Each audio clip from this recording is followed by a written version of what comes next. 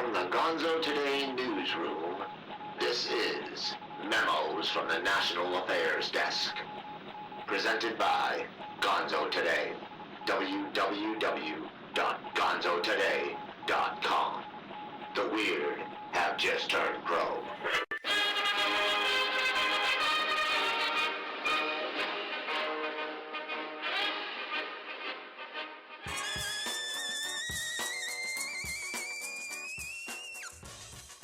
Hello, welcome to this week's edition of Memos from the National Affairs Desk. I'm your host, Dr. Jeffurious Higgason. Straight to the news.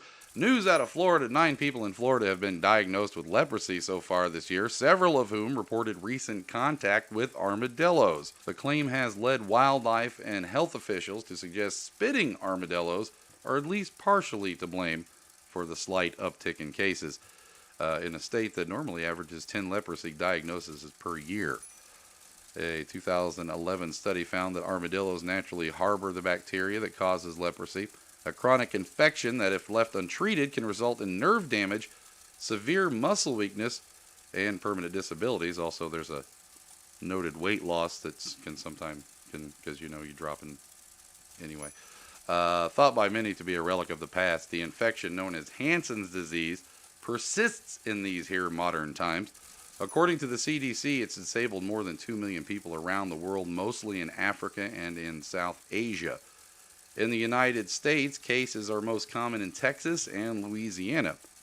Most infections are spread by infected humans via sneezing and coughing, possibly farting. I don't have any kind of documentation on that. But an influx of armadillos into the Sunshine State, where the leathery, armored, rat-like mammals aren't native, could make Florida a leprosy hotspot, relatively speaking, beating out Disney, probably. Dr. Sunil Joshi, president-elect of the Duval County Medical Society, told CNN this week that the reason that it's happening in Florida is that new homes are being developed. The armadillos' homes are not being developed. They're actually being torn down in the process. Armadillos are now coming out in the daytime, folks. And the ones getting exposed are the ones working outside. Armadillos, as you can imagine, are tough and hard to corner and capture, and they spit at those threatening, like someone breaking up a nest or trapping one in a cage.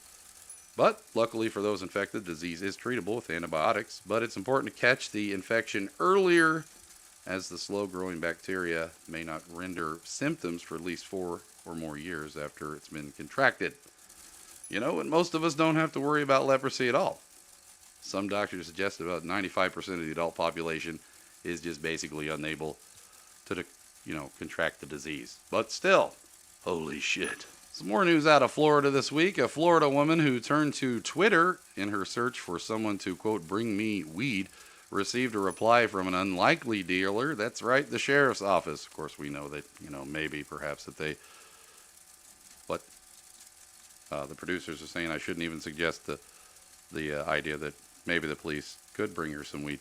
Anyway, Twitter user at Rosa Sparks with a Z, whose profile says she lives in the city of Jupiter, tweeted Tuesday afternoon that she was seeking a marijuana supplier. And it said that she tweeted, "Somebody bring me weed and I'll pay for it."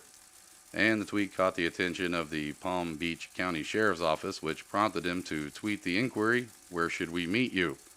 Which prompted me to ask the question, what are they doing on Twitter? Shouldn't they be out patrolling the street? Who's got time to be a cop and be on Twitter while they're at work?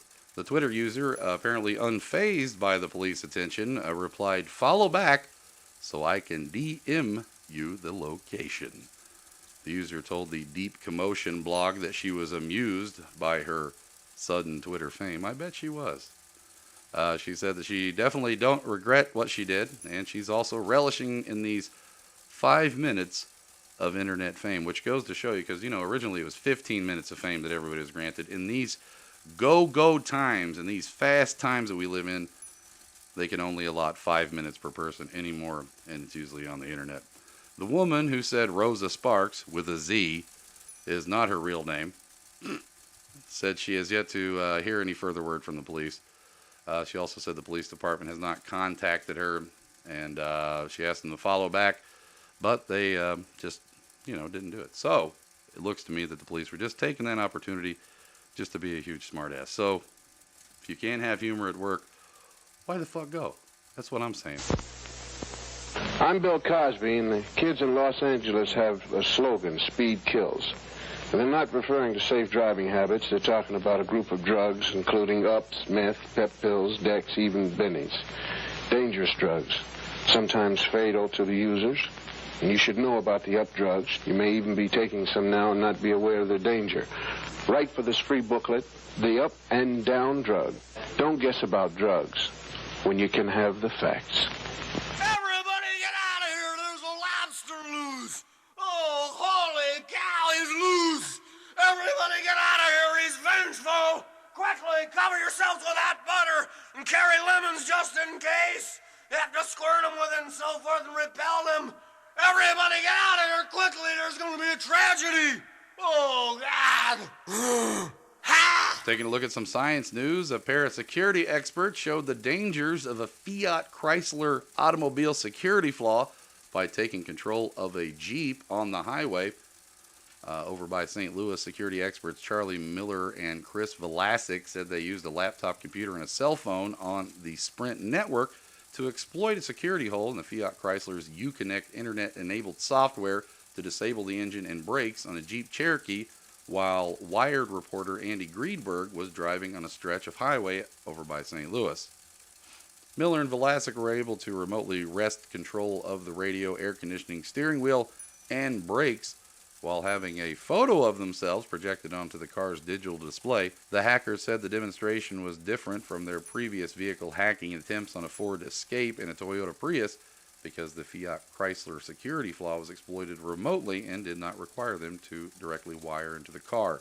Miller and Velasic said they informed Fiat Chrysler of the security flaw about 9 months ago, and a security update to close the hole was released on July 16th. Miller tweeted that this update might not sound particularly important, but trust me, if you can, you really should install this one. Computer security expert Graham Cluley agreed the update is crucial. He has also said that they noted that the researchers believe that although that they have tested it out on Jeeps, the attacks could be tweaked to work on any Chrysler car with a vulnerable Uconnect head unit. You should consider installing a security update that Jeep has issued for cars fitted with the model RA3 or model RA4 radio navigation system. And finally in the news, the Federal Aviation Administration said it is investigating a YouTube video showing a handgun being held and fired by an aerial drone in Connecticut. The flying gun video, posted to YouTube by Austin Hogwit under the name Hogwit, shows a handgun mounted to a homemade multi-rotor drone firing 4 times in a wooded location believed to be in Connecticut. The uploader said the apparatus measures more than 26 inches from the muzzle of the gun to the rear of the frame. The FAA said it is investigating the video to determine whether any laws were violated. An FAA spokesman told CNET that the FAA will investigate the operation of an unmanned aircraft system in Connecticut to determine if any federal aviation regulations were violated.